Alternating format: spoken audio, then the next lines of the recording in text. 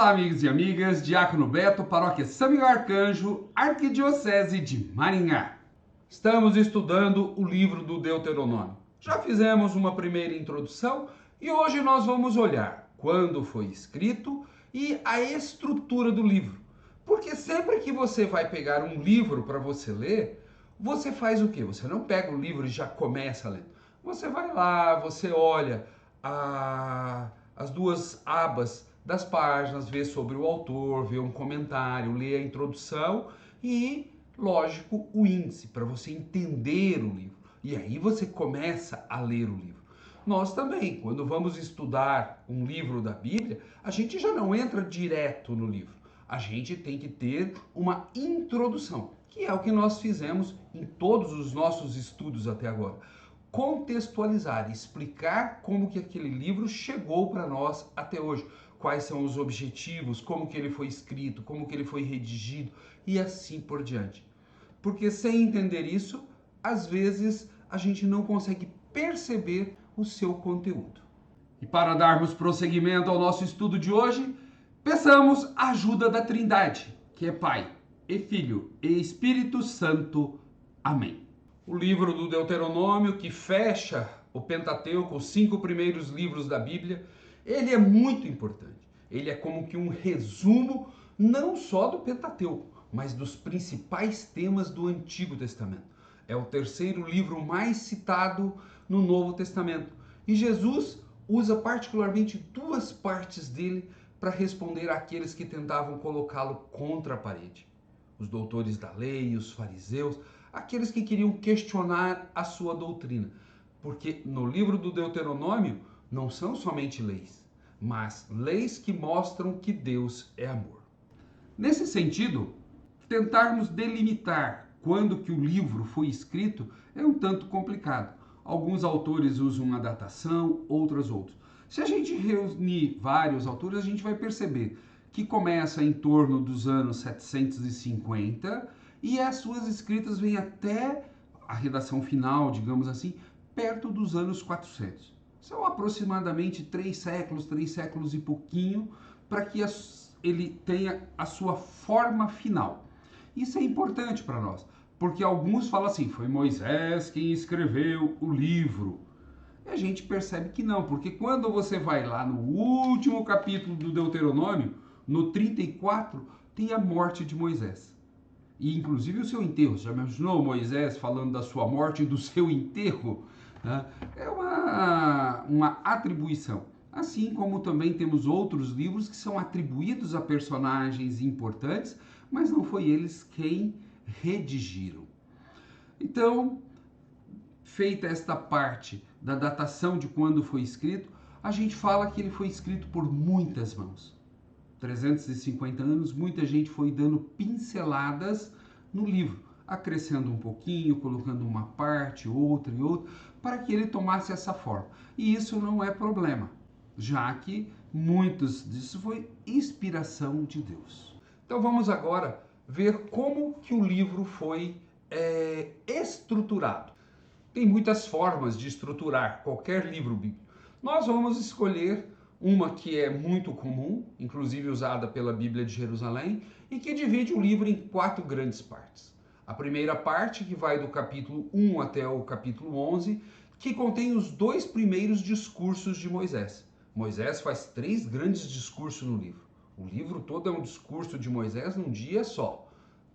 E aí você tem do capítulo 1 até o capítulo 11, o primeiro e o segundo discurso de Moisés. O segundo discurso, ele vai trabalhar os 10 mandamentos. Já na segunda parte do livro, você vai ter o Código Deuteronomista, o Código do Deuteronômio, onde é uma atualização das leis que tem nos 10 mandamentos. Os 10 mandamentos, e aí precisa atualizar os 10 mandamentos para aquela nova realidade. Isso está dentro do segundo discurso de Moisés.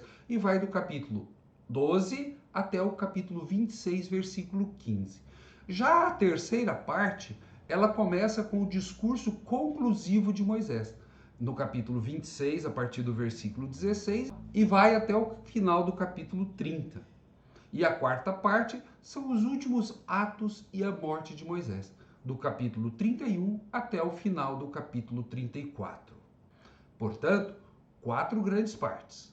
Os discursos introdutórios, o primeiro e o segundo discurso, do capítulo 1 até o final do 11, o Código Deuteronômico, do capítulo 12 ao 26, o terceiro discurso de Moisés, o discurso conclusivo, do capítulo 26 até o final do 30, e os últimos Atos e a morte de Moisés, do capítulo 31 até o 34. E o conteúdo abordado nessas 4 partes está muito ligado com a saída do Egito, a aliança entre Deus e o povo e a eleição gratuita desse povo, ou seja, Deus é que toma essa iniciativa, essa gratuidade, esse gesto de amor. O dom da terra, a terra como um dom de Deus que não pode ser vendido, mas é um presente para que o povo possa viver com dignidade, um presente de Deus. O dom da lei, a lei não como algo rígido, como era na época de Jesus, mas a lei como algo que regula as relações e leva ao amor de Deus. E, por último, a centralidade do lugar único de culto.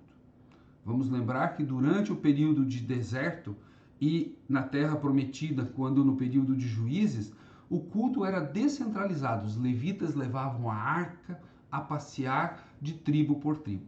Quando vem a monarquia, eles querem centralizar o culto do lado do palácio. Então, o rei Davi tenta fazer um templo, mas seu filho Salomão é que vai fazer um templo muito suntuoso, que tem horário para abrir e horário para fechar. E quem fala no templo é funcionário do rei, só vai falar aquilo que o rei quer. E o livro do Deuteronômio, capítulo 1, versículo 1, começa assim: são estas palavras que Moisés dirigiu a todo Israel, porque vai introduzir os 3 grandes discursos. Moisés, personagem importantíssimo nesse processo, e ele vai ter, como que num dia só, 3 grandes discursos que percorrem as páginas do livro. Então, é importante percebermos essa atribuição. Mas o livro não reflete apenas aquele momento em que eles estão chegando na Terra Prometida. Reflete sim já momentos posteriores, já que a sua parte escrita acontece entre os anos 750 e 400 a.C. Portanto, a realidade que o livro vai incorporando através dos seus redatores é a daquele momento. Moisés, 1200 a.C., o povo entrando na Terra Prometida. A redação do livro, muito depois. Mas, ô diácono, tem problema isso daí de um tempo vivido e um tempo escrito? Não, gente. Na Bíblia isso é muito normal. Nós temos pouquíssimas coisas que foram escritas ao calor da hora.